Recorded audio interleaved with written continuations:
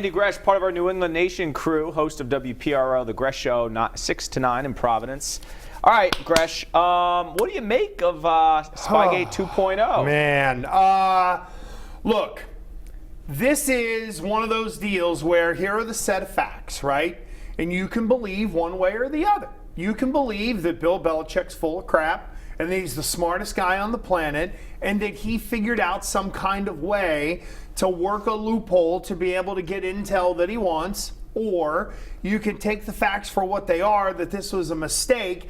And I think in explaining it, Yianni, almost like a media person, it's pretty easy to understand how, like, Craft Production would just go, oh, credentialed? Good, great. Put them on the charter, boom, moving on, and not think to tell people what they could or couldn't shoot.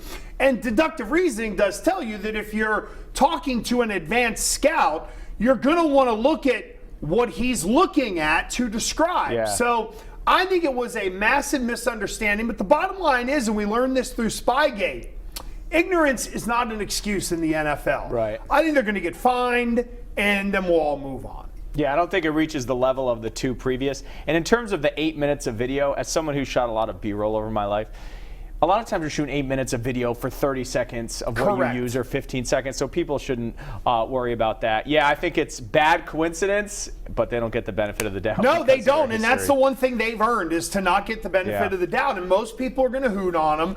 You know, I had people calling my show on the radio being like, they got to suspend him forever. It's like, dude, relax. Yeah. Like, let's get the information out first. As if the Bengals. All right, let's talk about this Bengals game. As Bill Belichick said today, they don't have a good record, but they have a lot of things going for them. They do have some good players. Why are they so bad? And what are we going to see on Sunday? They're inconsistent in the lines of scrimmage, and when you have a coach coming in like this guy, Zach Taylor, who, you know, again, he's one of these Das Wunderkinds who got to rub up against Sean McVay, so therefore I guess he's got to be a head coach. I think there's a lot of learning going on at the head coaching spot. They've had some transiency at the quarterback position. Now you got the veteran in there in terms of the Red Rifle, Andy Dalton. Again, we know what he is, right? Like, it's not like he's going to all of a sudden become a great quarterback. So, yes, they have some good players in spots. The problem is they don't have 45 that are worthy of suiting up on game day. Are you worried about the Patriots if they don't have Julian Edelman? Wasn't at the media portion of practice on Wednesday, wasn't in the locker room after the game. Based on the struggles of the offense, still fine without Jules? You know, no. I mean, quite honestly, because that's the one guy that they know they can count on, Yianni, and it'd be a big blow if they didn't have him. Then we'd be relying on the offensive line to run the ball, and even against Cincinnati, just with the state of the run game, I don't know if they're going to do a good job at that. So, yeah, no Edelman, that's big issues for this team. All right, I'm a victim of this. Connecting dots about Tom Brady backing out of Best Buddies and maybe being another sign he's out of New England, but you don't think that's the case? No, and in fact, I talked about this, you know, on my show, and I've got an impeccable source on this one, right? So what was supposed to happen was the Tom Brady transition started with Best Buddies like over a year ago, and they were going to pivot to Kyrie Irving.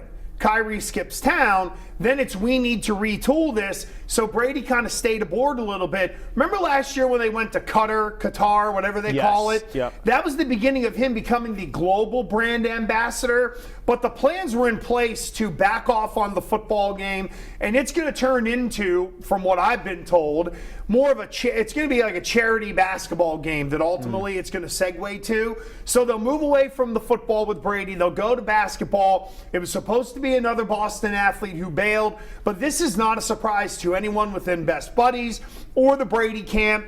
People have been in the loop into this in the philanthropic world for a long time. All right. Finally, let's get your game pick for Patriots and Bengals. And anyway, the standings change at all this week with what's going on around the league? I think the Bills are going to lose to the Steelers. Okay. I think the Patriots are going to beat the Bengals. But look, this isn't about style points. This is about just find a way to win the game.